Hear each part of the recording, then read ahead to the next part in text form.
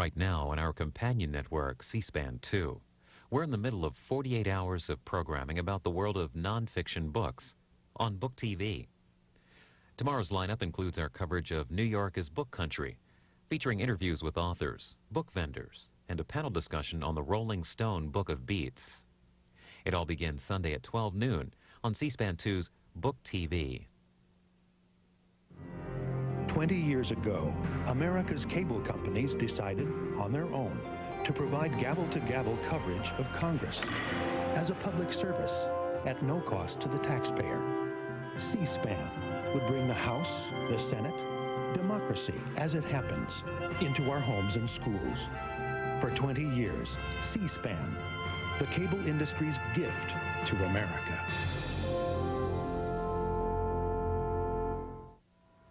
Now, American Perspectives continues with author and historian Howard Zinn. In August, he appeared at the Wellfleet Public Library near Boston to take questions from the public. They touched on a wide variety of topics, including hate crimes, the two-party system, and the state of education. This event runs about an hour and a half.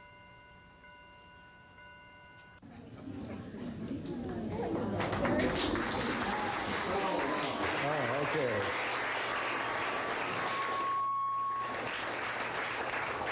Well, thank you all. I didn't expect that. I mean, I expected an introduction from Ethel Levy, right? She's famous for her eloquent introductions. More than that, though, she's been, a stalwart of Wellfleet and Truro and this Provincetown and this whole area. You probably know that. She and Robert Levy, they've just been rocks in sort of maintaining social consciousness here. Just taking a little bit of time out of people's vacation to make them think. And so they've, right, we don't think the rest of the time. And she's done a terrific job. And of course, we all miss Robert, who was, those of you who know him know, an extraordinary man. He used to sit there in a corner with the earphones recording this for WOMR. So I'm really thankful to her. Thankful also to Elaine McElroy in the library. They make this place available to, I don't know if you make it available to anyone. You must have standards, right? But you sure make it available to all sorts of odd people. Yeah. So, thank you. And as Ethel said, this is what do you call it, Ethel? I don't know, a talk-along. Is this like a sing-along? Those things, yeah? And talk-along. Okay. So, does that mean that I should not say anything? No? I should say something. Then you will talk along. Or against. Right? In a spirit, right, of controversy, argument, contention, honest disagreement, right? Of course, I don't want it. But I'll take it. Maybe I'll just start very briefly. I know when a speaker says very briefly, you sort of sink into it, They never mean it, right? But very briefly, just say a few things about what I've been interested in for those of you who, never saw me before, never heard, just wandered in here, because you saw this crowd and the lights and, nothing else to do. So, I've been interested in history for a long time, and I became interested in teaching and writing a different kind of history than I learned in school.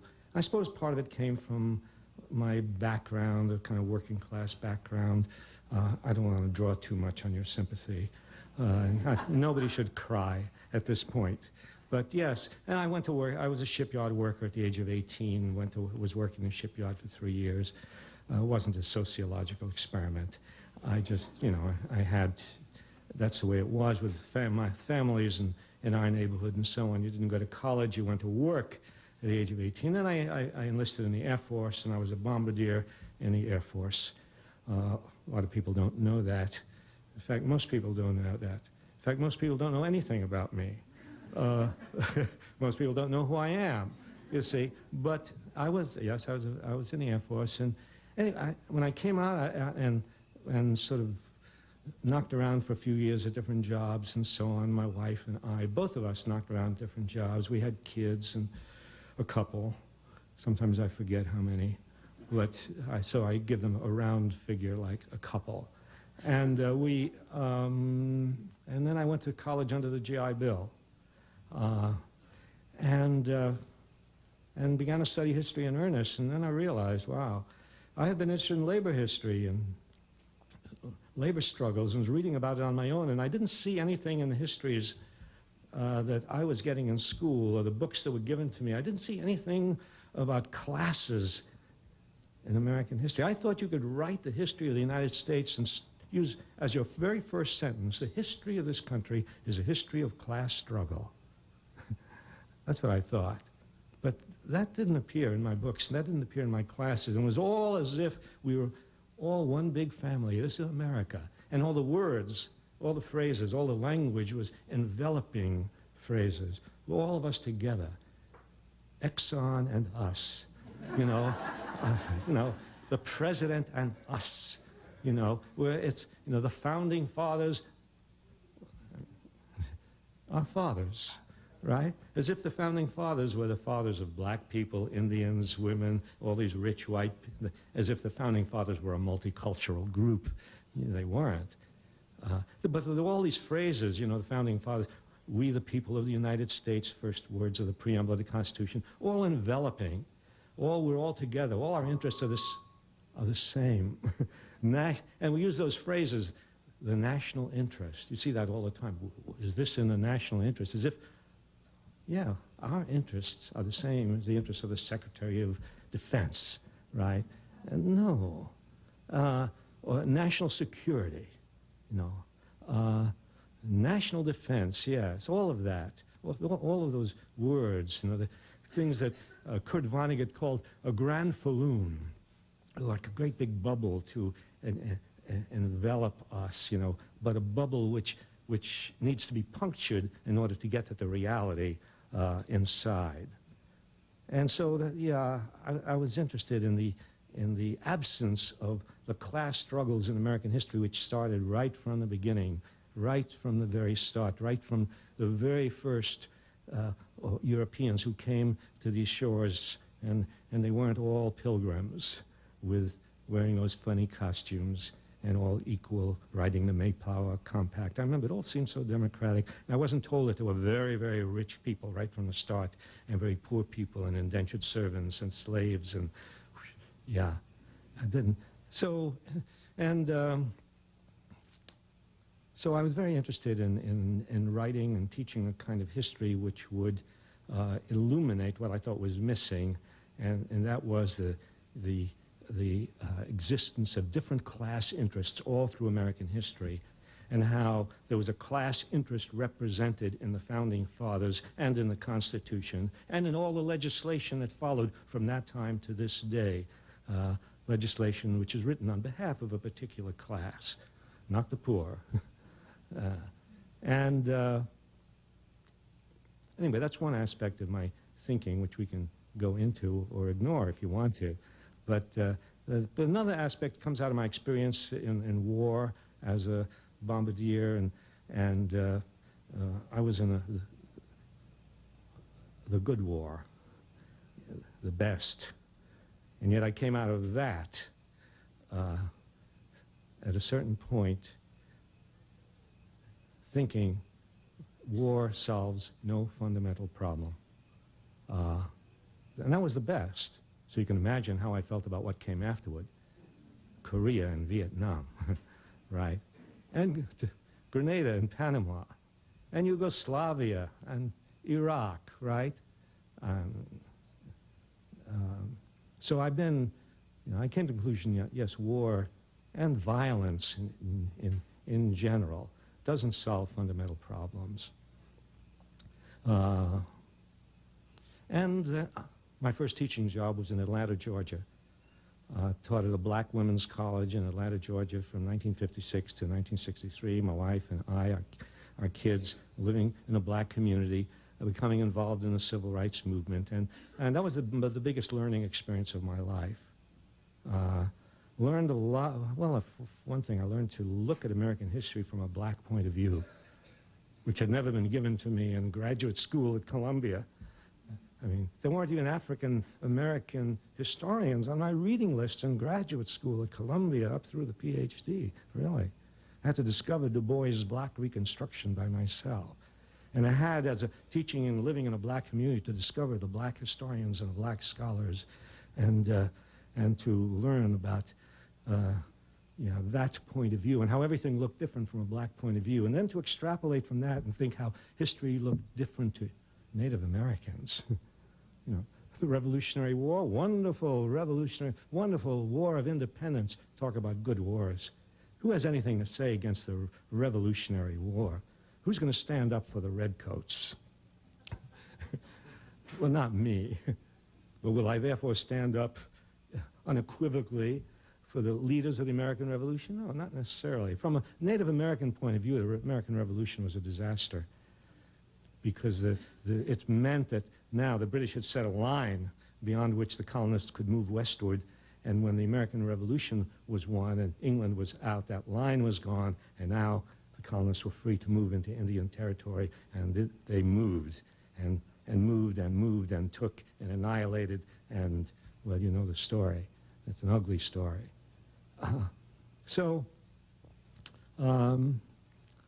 Maybe the most, and I'm going to finish with this, because I figure I could say everything that I know in 15 minutes, you see.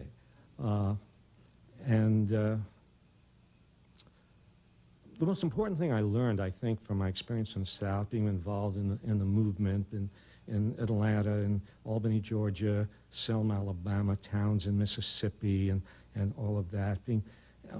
Most important thing I learned, I think, was about democracy.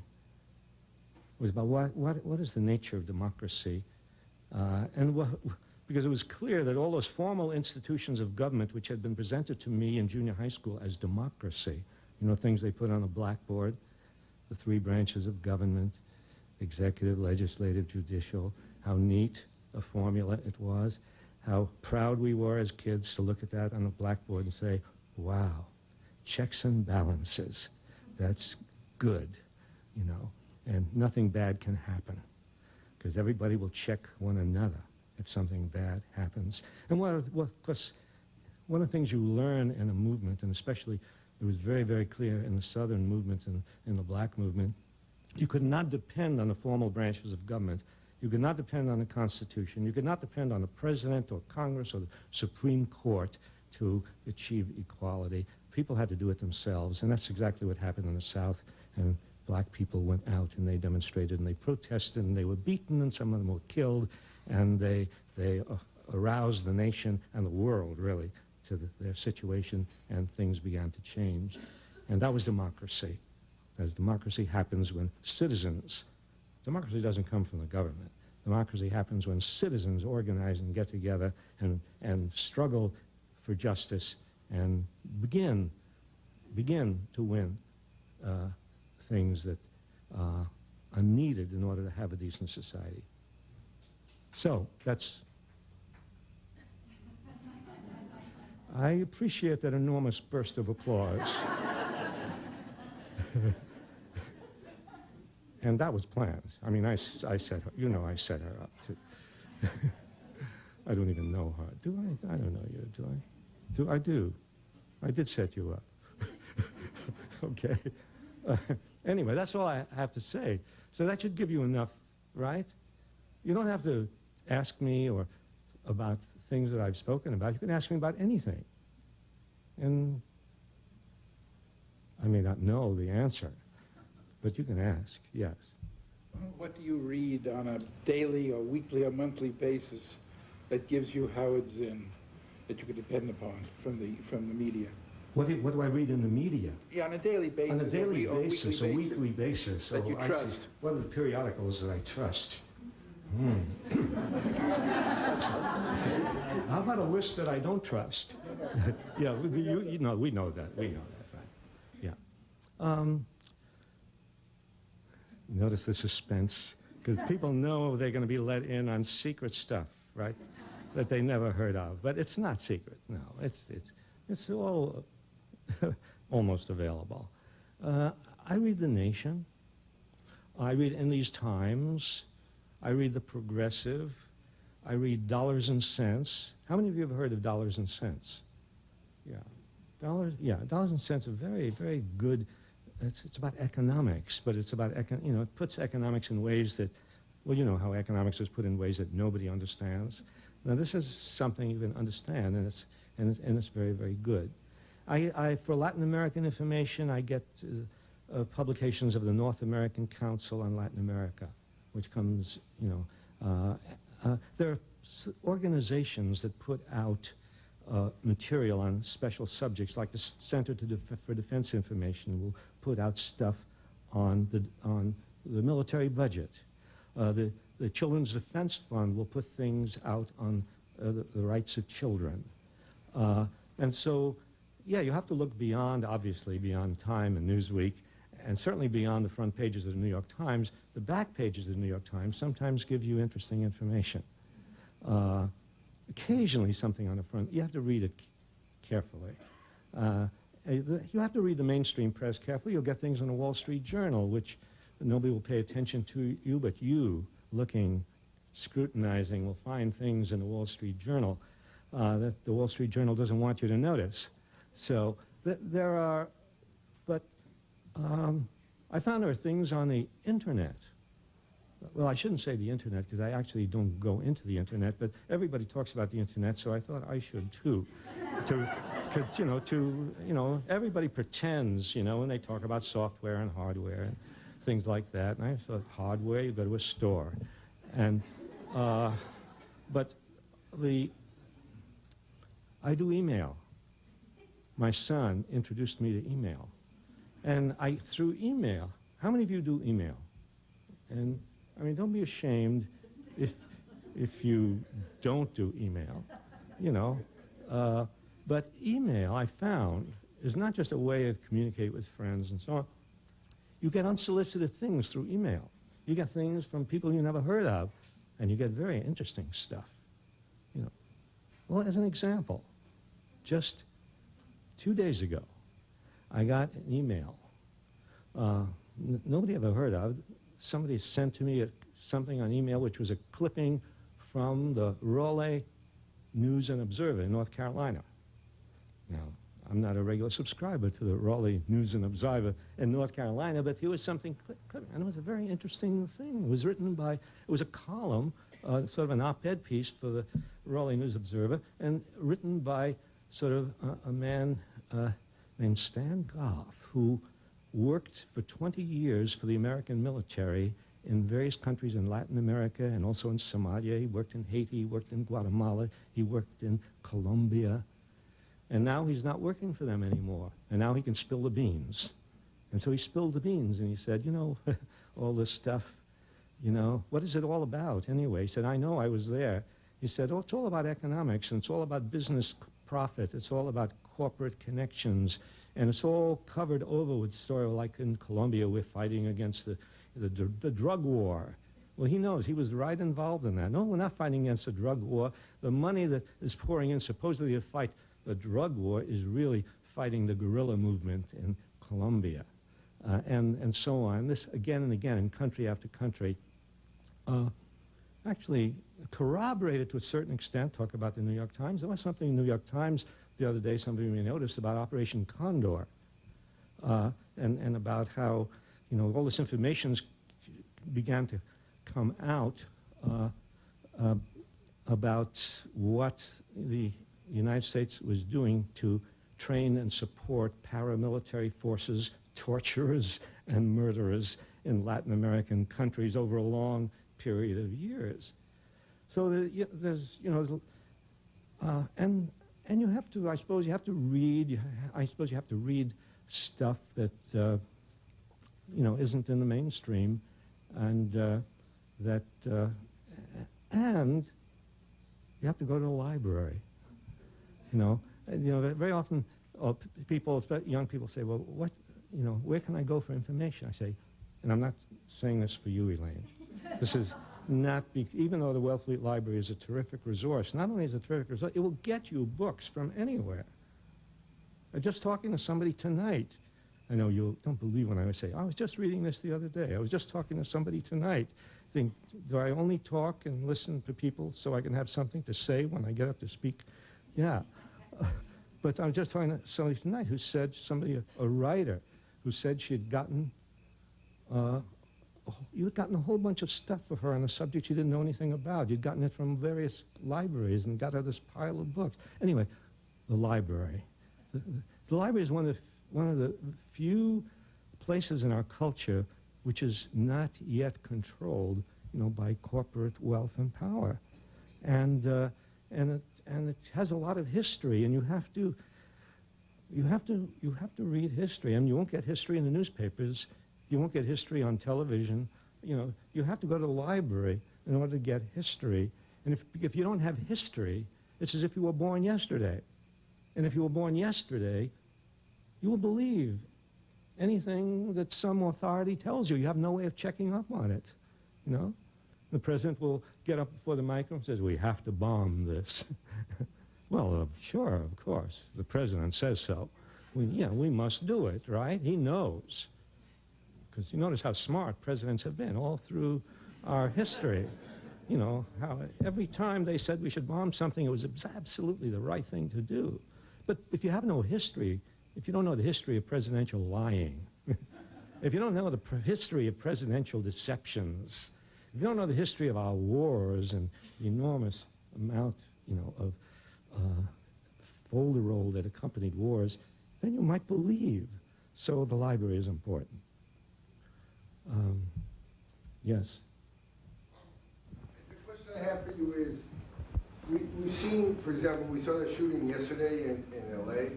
We see that in Boston, the school system, they question this integration. We don't need it anymore. We don't need affirmative action.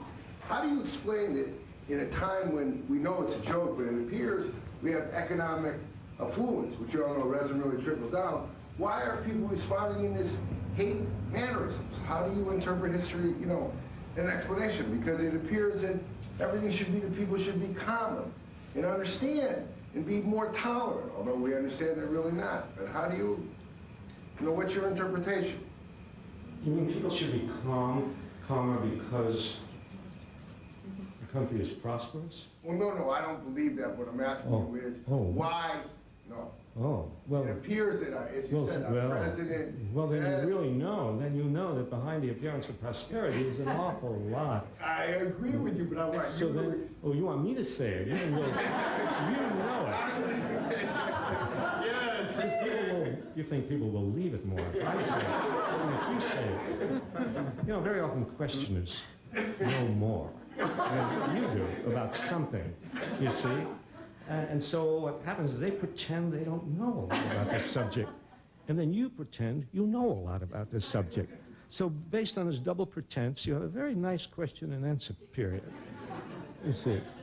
But as you know, yeah, there's a lot of alienation in this country, right? And a lot of distress and a lot of envy. I mean, how can you not have envy and distress and neurosis when we have this enormous gap between the very rich and the very poor, growing and growing gap, and where we're beset, the whole culture beset with images of people living fantastic luxury, and other people, not just people in down below, but people in the middle classes struggling to keep their jobs, struggling to pay their kids' tuition. Well, even somebody who invests in stocks, right?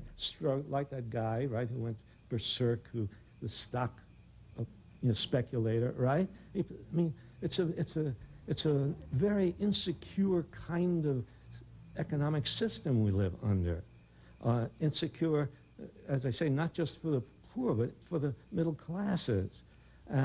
And it's a situation where, well, as you know, this so-called prosperity, I mean, the president gets up there and he's glowing over with how wonderful, what an economic boom. And you know, all you have to do is walk through a city. Walk through a city, walk from one end of a city to the next, and you will see the class system in every city in this country. You will see people living very, very nicely, and you will see places and cities that look as if they've been through a war.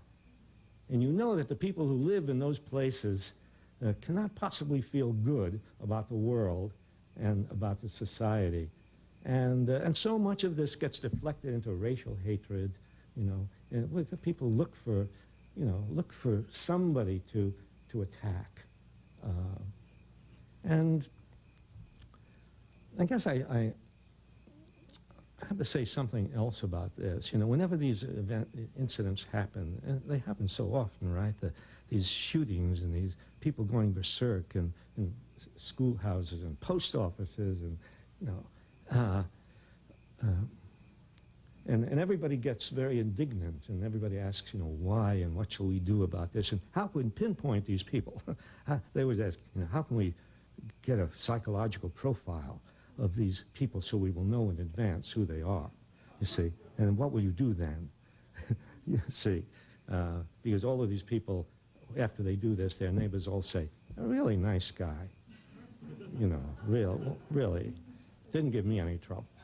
Yes. But I want to say one more thing about that, and that is, here we live in a culture in which the United States government possesses enormous weapons of violence and uses them, and then gets excited and indignant when some, half-mad person goes berserk. You see, these people in Washington, they're not half-mad, right?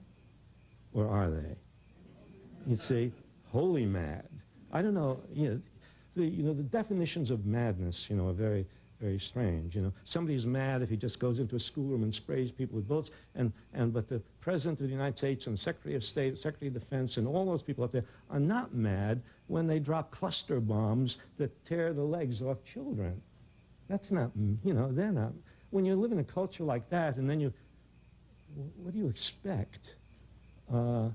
So, I think that's something to think about if we want to start addressing, the issue of violence.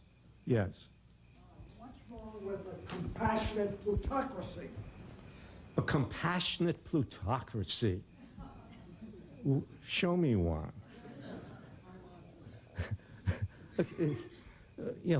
Plutocracy means the people who have the wealth. Right, it's not an aristocracy, which is people who are better, right? But plutocracy, people who have the wealth, are going to be benign and run. No, even Plato, who wanted a plutocracy, no. Even Plato, thought no. The people who run, and his wasn't a democracy, but he thought the people who run the thing should not have a lot of wealth. You see, even he understood that. You can't give people no. Forget it. Besides, we have a plutocracy, only it's not benevolent, right? And can't really expect those people to be benevolent until they're absolutely forced to. And that's what happens in history. Yes. We've had a lot of experiments in government before Christ in ancient Greece and ancient Crete. And I'm wondering, I just finished reading Will and Ariel Durant's series of the story of civilization. And I'm wondering if those lessons of government are irrelevant to us today because of the size of our population and also the fact that we have the kinds of weaponry, our governments have the kind of weaponry that we do. What do you think about that?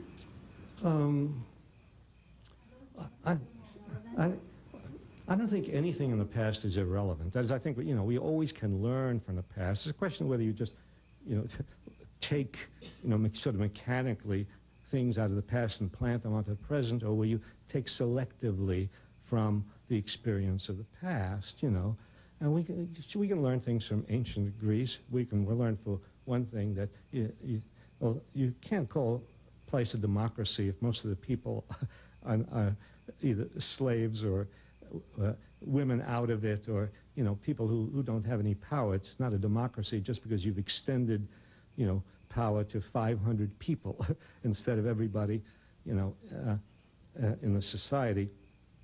And you can learn a lot from ancient society. I mean, you can learn that you can have a society that is more liberal than any other. Like, you know, Athens was more liberal than Sparta, right? And so you can more democratic than Sparta. So you can learn a lot about that, because Athens is more democratic than Sparta, but when they get involved in the Peloponnesian War, so yeah, she's done a terrific job, and of course we all miss Robert, who was, those of you who know him know, you know, an extraordinary man. He used to sit there in a corner with the earphones recording this for WOMR, so I'm really thankful to her. Thankful also to Elaine McElroy in the library. They, you know, really, they make this place available to, I don't know if you make it available to anyone. You must have standards, right?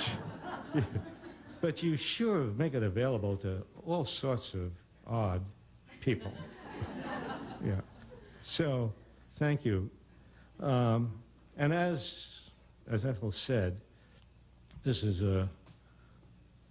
what do you call it, Ethel? I don't know. A talk-along. Is this like a sing-along? You know, those things, yeah? And talk-along. Okay. So, does that mean that I should not say anything? Austin, to take questions from the public. They touched on a wide variety of topics, including hate crimes, the two-party system, and the state of education. This event runs about an hour and a half.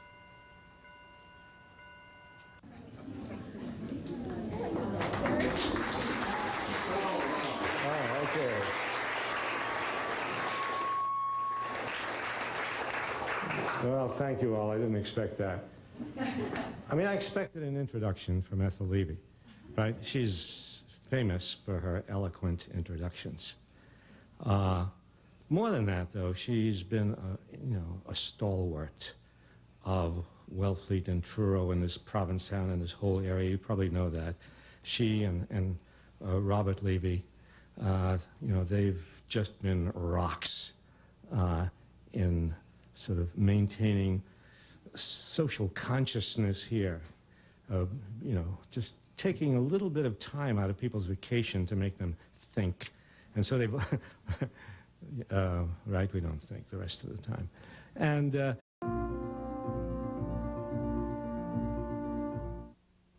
Right now on our companion network, C-SPAN 2, we're in the middle of 48 hours of programming about the world of nonfiction books on Book TV. Tomorrow's lineup includes our coverage of New York as book country, featuring interviews with authors, book vendors, and a panel discussion on the Rolling Stone Book of Beats. It all begins Sunday at 12 noon on C-SPAN 2's Book TV. 20 years ago, America's cable companies decided on their own to provide gavel-to-gavel coverage of Congress as a public service at no cost to the taxpayer. C-SPAN would bring the House, the Senate, democracy as it happens into our homes and schools. For 20 years, C-SPAN, the cable industry's gift to America.